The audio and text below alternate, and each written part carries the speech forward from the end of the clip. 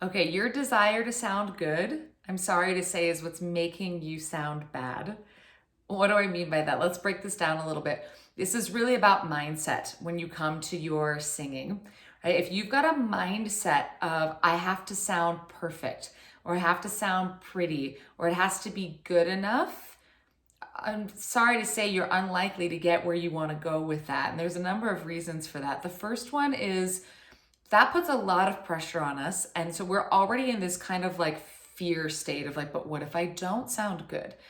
Right? So if you've already put yourself in this fear state, right, then your body's going to go into fight or flight to a certain extent, especially when you go for the note that you're a little bit worried about.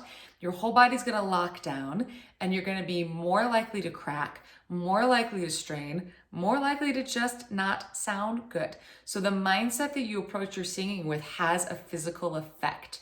So make your mantra for yourself, don't sing pretty, because the more you put that pressure on yourself, the more likely you are to actually not sound as good as you would like to.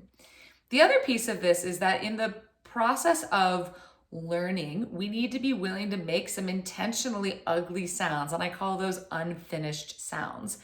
And an unfinished sound is just that. It's not the sound you're ultimately going to produce when you go to perform your song, but it's going to teach your voice a path. It's going to teach your voice a way of operating. So for instance, I use what's called a cry a lot of times with my students, and a cry is exactly what it sounds like. You sing like you're crying and you go, that doesn't sound good. That doesn't sound pretty, but it teaches you something. And then you can sort of replicate the action while making a pretty sound later. But if you are not willing to make the ugly sound first, you're not going to learn. You're not going to grow. I often say to people, the path to the most beautiful sound is paved with lots of ugly ones. So if you're making lots of ugly sounds, then you are on your way, my friend. So make your mantra, don't sing pretty. Change your mindset, right? And that will have a physical manifestation in your body. You'll be more relaxed, you'll be more open, and you'll ultimately be more successful.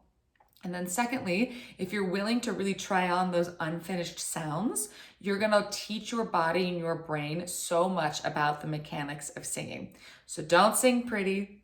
You've got this. Happy singing.